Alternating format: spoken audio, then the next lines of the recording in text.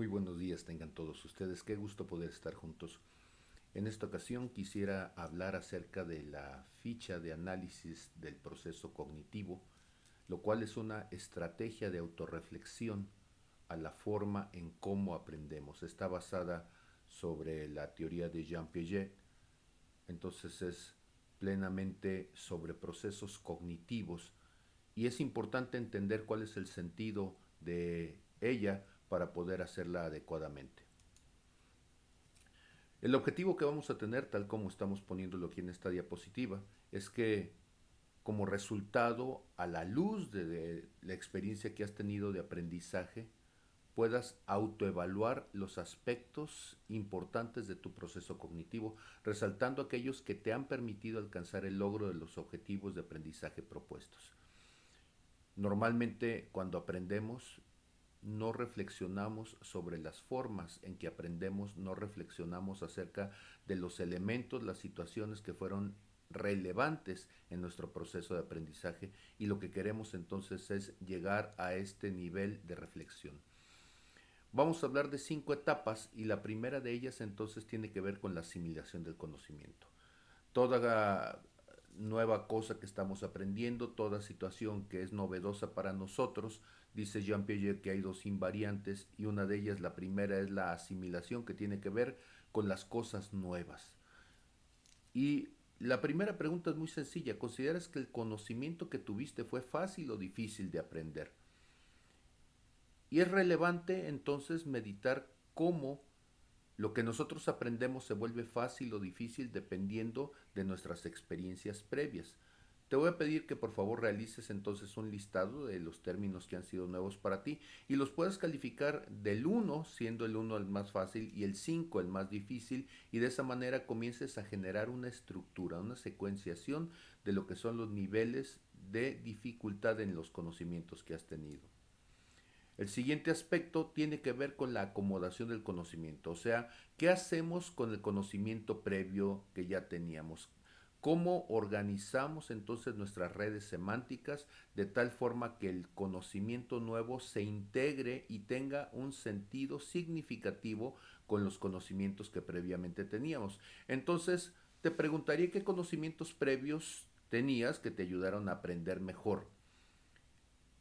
Posteriormente, ¿qué conocimientos previos no tenías y por consecuencia te dificultaron la mejor comprensión del tema? Un tema es tan difícil, es tan complicado como seamos ignorantes de él al respecto. De acuerdo a tu experiencia, entonces, ¿cuáles deberían de ser los conocimientos previos que necesita una persona para poder manejar este conocimiento? A esto es a lo que vamos a llamar posteriormente perfil de ingreso. Cuando nosotros hablamos acerca de competencias, uno de los elementos fundamentales que debemos de tener siempre en cuenta es cuáles son los conocimientos previos, cuáles son los elementos de juicio y de análisis que una persona debe de tener para poder llevar a cabo entonces este nuevo conocimiento. En el siguiente aspecto tiene que ver con la jerarquización, clasificación y orden del conocimiento. Esto es lo que vamos a hacer entonces tiene que ver con estructuras del conocimiento. El conocimiento entre más estructurado sea, mayor relevancia va a tener. Entonces, ¿cuáles son los conceptos claves que tienes en este tema que tú aprendiste? De estos, ¿cuáles son los aspectos más fáciles de entender y en contraposición, cuáles son los más difíciles de entender? Ahora, si nosotros hemos estado organizando entonces nuestro conocimiento y tenemos los elementos claves de centralidad, podríamos entonces comenzar a hacer una estructura de conocimiento y esa estructura de conocimiento te pediría que la ordenes jerárquicamente, porque la dinámica del conocimiento va de lo más fácil a lo más difícil, de lo simple a lo complejo, de lo conocido a lo desconocido, de lo concreto a lo abstracto, y cuando nosotros logramos llevar esa dinámica, nuestro conocimiento se potencializa.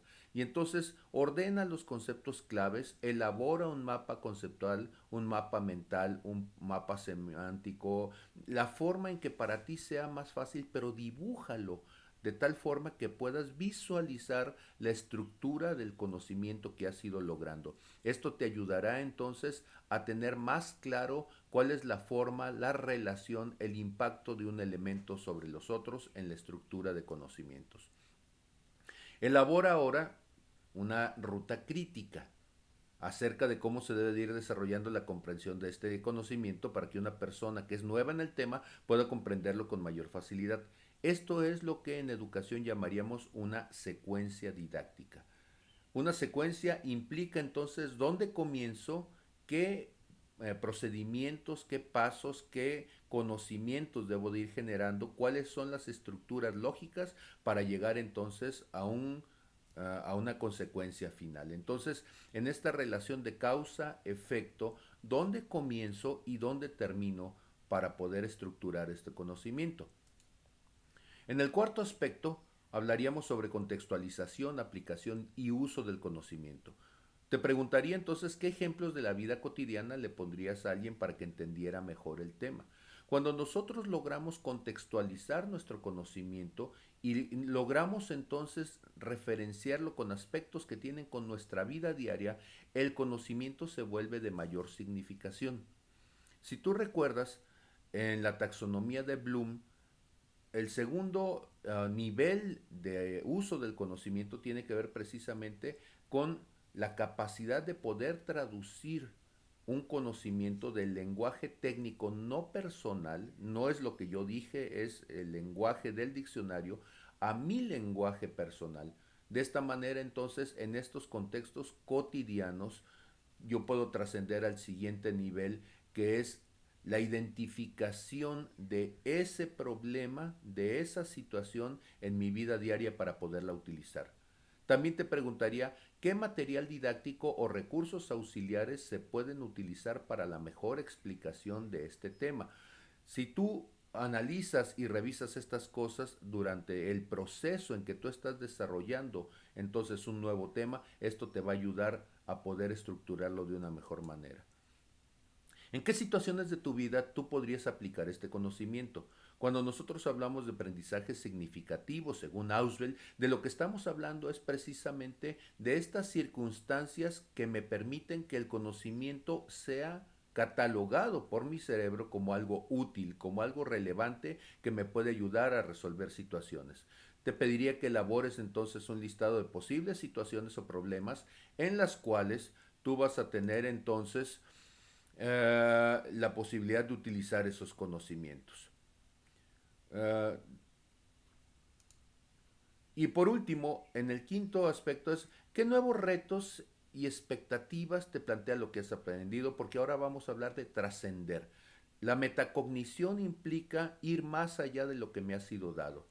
¿En qué áreas lo que has aprendido se relaciona con aspectos, con áreas, con elementos que antes nunca las habías considerado? Al momento en que tú empiezas a pensar en esto, tú estás generando el nivel más alto del procesamiento de la información, la generación de nuevos conocimientos, que eso es lo que Bloom llamará metacognición.